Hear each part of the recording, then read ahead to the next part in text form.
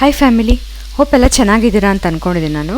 ನಾನಿವತ್ತು ಅಮೆಝಾನಿಂದ stainless steel net ಕವರ್ಸ್ನ ತರಿಸಿದ್ದೀನಿ. ಇದನ್ನು ನೀವು ಯಾವುದಕ್ಕೆ ಯೂಸ್ ಮಾಡ್ಕೋಬೋದು ಅಂದರೆ, ಹಾಲನ್ನು ನೀವು ಏನಾದರೂ ಸ್ಟೀಲ್ ಪಾತ್ರೆಯಲ್ಲಿ ಕಾಯಿಸಿದಾಗ ಅದರ್ ದೆನ್ ಮಿಲ್ಕ್ ಕುಕ್ಕರ್ ಬಿಟ್ಟು ಅದ್ರ ಮೇಲೆ ಮುಚ್ಚಿ ಇಡೋಕ್ಕೆ ಅಂದರೆ ಕವರ್ ಮಾಡಿಡೋಕ್ಕೆ ಇದು ಚೆನ್ನಾಗಿ ಆಗುತ್ತೆ.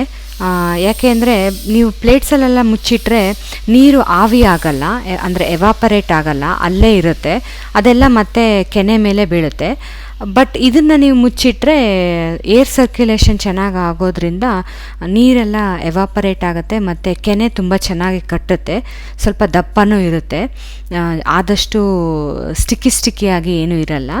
ನಾನು ಇದನ್ನು ಕಾಂಬಿನೇಷನ್ ಆಫ್ 4ಅಲ್ಲಿ ತರಿಸಿದ್ದು, ಬಿಕಾಸ್ ನಾನು ತರಿಸ್ಬೇಕಾದ್ರೆ ಸಮ್ ಆಫರ್ ಏನೋ ಇತ್ತು ಅಮೆಝಾನಲ್ಲಿ.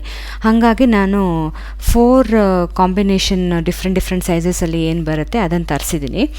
ನಾನು ಇದನ್ನು 3, 6, 9 ಮತ್ತು 12 ಇಂಚಸಲ್ಲಿ ತರಿಸಿದ್ದೀನಿ.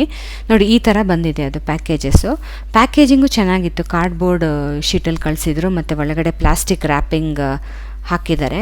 Of course I do not promote for this plastic wrapping, but Amazon vendors ಎಲ್ಲ ಆಲ್ಮೋಸ್ಟ್ ಇದೇ ಥರನೇ ಪ್ಯಾಕಿಂಗ್ ಮಾಡಿ ಕಳಿಸ್ತಾರೆ.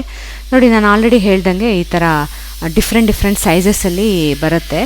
ಚಿಕ್ಕದ್ರಿಂದ ಹಿಡಿದು ದೊಡ್ಡ ಪಾತ್ರೆವರೆಗೂ ನೀವು ಅದಕ್ಕೆ ಮುಚ್ಬೋದು.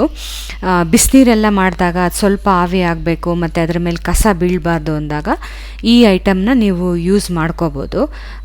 ಎಲ್ಲ ಪಾತ್ರೆಗಳಿಗೂ ಅಡ್ಜಸ್ಟ್ ಆಗುತ್ತೆ, ಬಿಕಾಸ್ ಎಲ್ಲರ ಮನೇಲೂ ಆಫ್ಕೋರ್ಸ್ ಚಿಕ್ಕದ್ರಿಂದ ದೊಡ್ಡ ಪಾತ್ರೆಗಳಿರುತ್ತೆ. ಅದು ಡಿಫ್ರೆಂಟ್ ಸೈಜಸಲ್ಲಿ ಇರೋದ್ರಿಂದ ನಿಮ್ಗೆ ಯಾವ ಟೈಮಲ್ಲಿ ಯಾವ್ದು ಬೇಕೋ ಅದನ್ನು ನೀವು ಯೂಸ್ ಮಾಡ್ಕೋಬೋದು.